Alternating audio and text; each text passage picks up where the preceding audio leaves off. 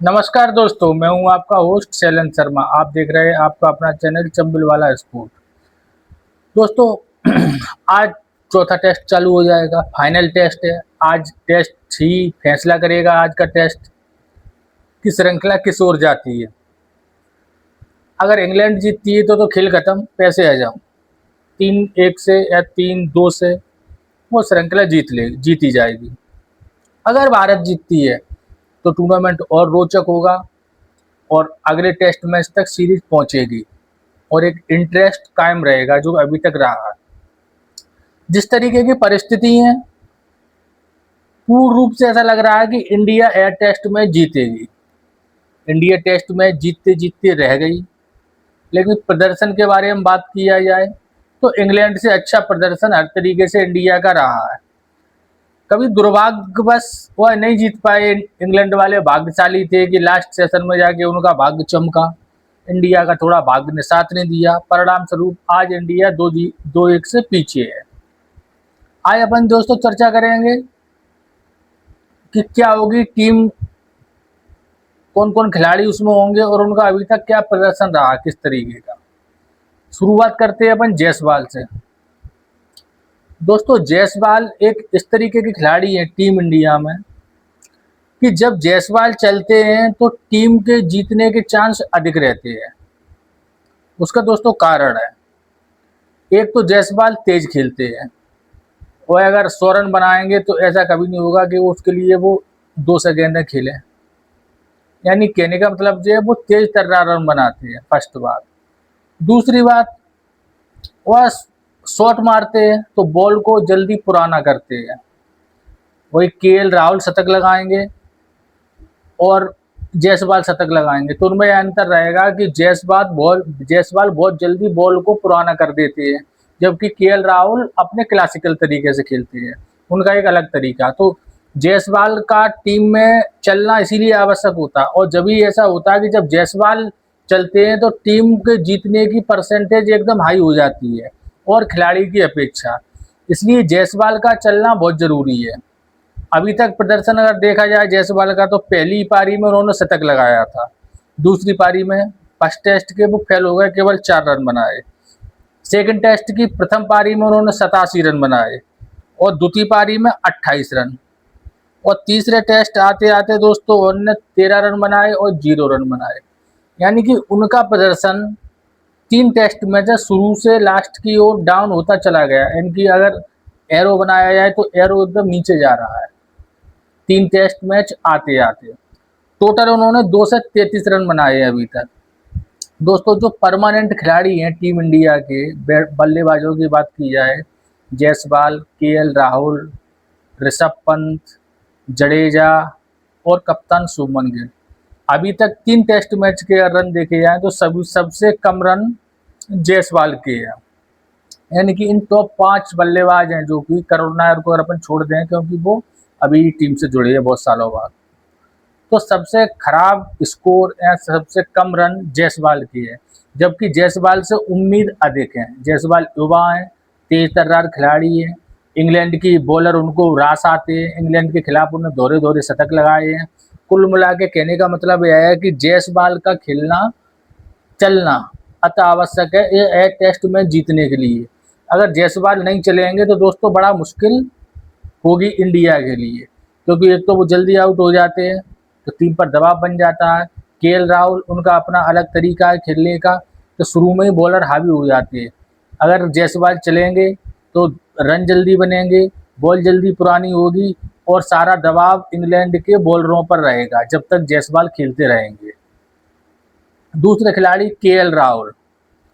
KL Rahul एक classical खिलाड़ी है और वह अपनी भूमिका अभी तक पूर्ण रूप से निभाने में सफल रहे हैं तीनों टेस्ट मैचों में। उनके खेल में अपन कोई कमी नहीं निकाल सकते।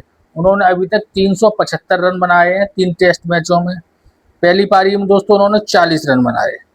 दूसरी में उन्होंने शतक लगाया फर्स्ट टेस्ट की 137 रन। सेकंड टेस्ट मैच की प्रथम पारी में वो फेल हो गए, मात्र 2 रन बनाए। लेकिन दूसरी पारी में फिर उन्होंने 55 रन बनाए, यानी कि हाफ सेंचुरी लगाई। और तीसरे टेस्ट की प्रथम पारी में 100 रन बनाए, यानी कि दूसरा शतक लगाया। और सेकंड पारी में तीसरे टेस्ट की उन्होंने 39 यानी कि 39 रन बनाए। तो उनका खेल अभी तक बिल्कुल सही है, उनको इसी तरीके से खेलना है। केएल राहुल की जो भूमिका है, उस भूमिका को वो जिस तरीके से अभी तक निभाते आए हैं तीनों टेस्ट मैचों में, उसी तरीके से उनको निभाना है। केएल राहुल की एक विशेषता रही है, या कमी मान लो उसको, कि जब श्रृंखला शुरू होती है तो केएल राहुल बहुत हाई ऊपर रहते, अच्छे तरीके से खेलते, रन बनाते हैं। लेकिन जैसे जैसे श्रृंखला खत्म होने की ओर जाती है, लास्ट की ओर बढ़ती है, अपने एंड की ओर, वैसे वैसे केएल राहुल के रन बनना कम होते चले जाते हैं। तो केएल राहुल को इस बात पर विशेष ध्यान देना होगा। नायर, सारी चीज़ें जो करुण नायर के ऊपर थी कि वो खेलेंगे या ना खेलेंगे, वो क्लियर हो गई है। जो अभी प्रेस कॉन्फ्रेंस की थी कप्तान साहब ने, तो उन्होंने साफ कह दिया कि केएल राहुल वो करुण नायर लगभग खेलेंगे 99%। जो उन्होंने कहा उसके अनुसार मैं बता रहा हूँ। उन्होंने कहा इतनी जल्दी अपन नहीं नाप सकते, और अभी तक की उनकी पारियाँ अच्छी रही हैं। और सही बात है, पारी तो उन्होंने स्टार्टिंग शुरुआत अच्छी दी, सब खेला, लेकिन वो लंबी पारी में तब्दील नहीं कर पाए। लेकिन अब करेंगे, ऐसा सुमन गिल ने कहा है, तो वो खेलेंगे। अभी तक उन्होंने भी 131 रन बनाए हैं।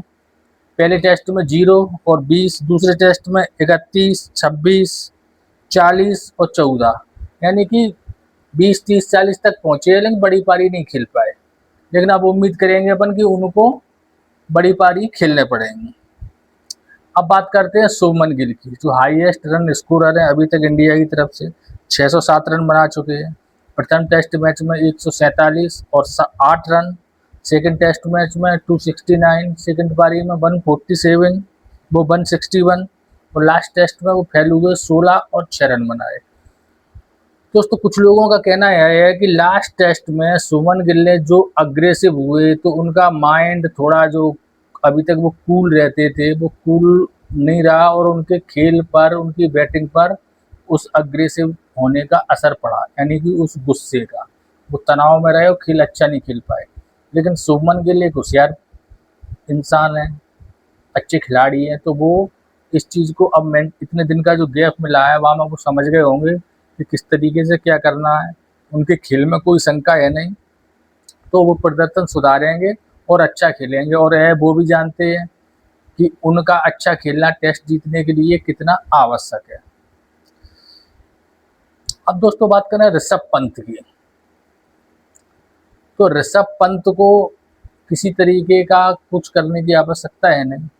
वो जिस तरीके से खेलते हैं उस तरीके से उन्हें खेलना चाहिए, जैसी परिस्थितियां हों वैसा खेलना चाहिए। ऋषभ पंत एक ऐसे खिलाड़ी हैं जो बहुत खराब परिस्थिति से टीम को अच्छी परिस्थिति में पहुंचा सकते हैं, और दोस्तों ऐसे भी हैं कि अच्छी परिस्थिति से खराब परिस्थिति में भी पहुंचा देते हैं, क्योंकि उनका विकेट बहुत महत्वपूर्ण होता है इंडिया के लिए भी और विरोधी टीम के लिए भी। लेकिन वो अपने विकेट का महत्व उतना नहीं समझते, कभी कभी वो अपना विकेट फेंक देते हैं। तो वहाँ से जो स्थिति, जैसे फर्स्ट टेस्ट में आपने देखा होगा, थर्ड टेस्ट में, कि वो रन आउट हो गए, तो वहाँ से पूरा मोमेंटम बिगड़ा इंडिया का, और बिगड़ता ही चले गए और अपन टेस्ट मैच हार गए।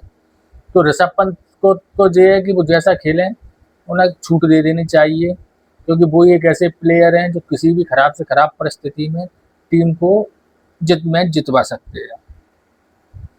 रविंद्र जडेजा, ऋषभ पंत ने टोटल रन बनाए 425, सेकंड हाईएस्ट स्कोर उनका ही है अभी तक 3 टेस्ट मैचों में। शुभमन गिल के बाद फर्स्ट पे शुभमन गिल है, 607 रन, 425 है पंत के, केएल राहुल के 375, 233 है जायसवाल के। अब बात करते हैं जडेजा। जडेजा ने अभी तक रन बनाए हैं 327 टोटल। पहली इनिंग में 11 और 25 प्रथम टेस्ट में, दोनों इनिंग में। सेकंड टेस्ट में 89 और 69, यानी 89 और 69। लास्ट टेस्ट में 72 और 61 नोट आउट। तो लास्ट 4 पारियों में उन्होंने हाफ सेंचुरी लगाई है, 89, 69, 72, 61।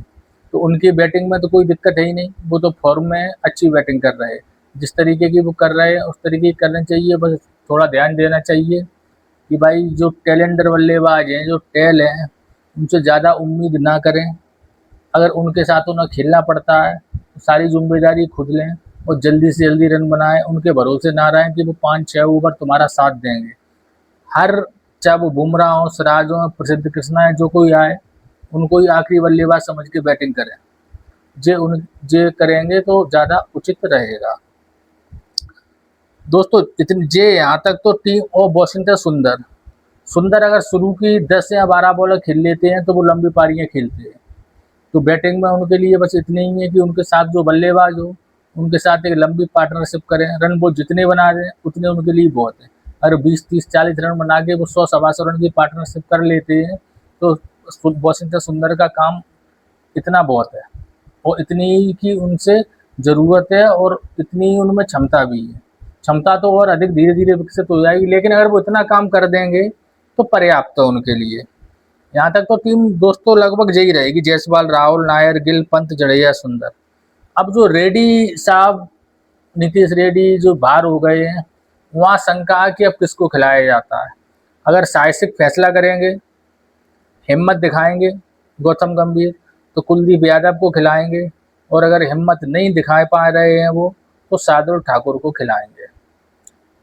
शार्दुल ठाकुर अब एक क्या कहें उनके बारे में, जो कुछ वो कर रहे हैं वो कमी है। विकेट एक दो मिल जाए, रन की उम्मीद तो उनसे करना कोई नहीं है। बना दें तो बना दें, रन वो बना नहीं पाएंगे, अभी हम बता दें आपको। उसके बाद बुमराह, सिराज खेलेंगे ही, और आकाशदीप बाहर हो चुके हैं, क्लियर हो गया उनका चौथे टेस्ट में वो उपलब्ध नहीं है। तो अंशुल कंबोज के बारे में जो अभी तक बताया गया है कि वो अच्छे बॉलर हैं, उनका टिप्पा बहुत मजबूत है, एक ही स्थान पर वो पटकते रहते हैं, उनकी यह विशेषता है। और दूसरी विशेषता उनकी यह है कि वो लंबे लंबे स्पेल फेंक सकते, और यही इंडिया को चाहिए।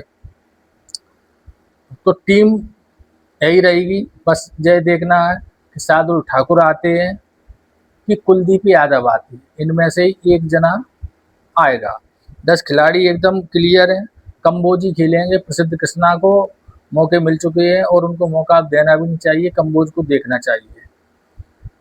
तो दोस्तों अगर यह टीम रहती है और जिस तरीके की वो खेल रही है उस तरीके की खेलते हैं तो टीम को जीतने से कोई नहीं रोक सकता। इंग्लैंड वाले हैं वो थोड़े अभी तक भाग्यशाली रहे हैं, लेकिन भाग बदलते रहते हैं। अब भाग अगर थोड़ा सा इंडिया का साथ दे देगा तो इंडिया टेस्ट मैच बड़े आराम से जीत लेगी। दोस्तों वीडियो अच्छा लगा हो तो लाइक करें और चैनल को सब्सक्राइब अवश्य करें। धन्यवाद।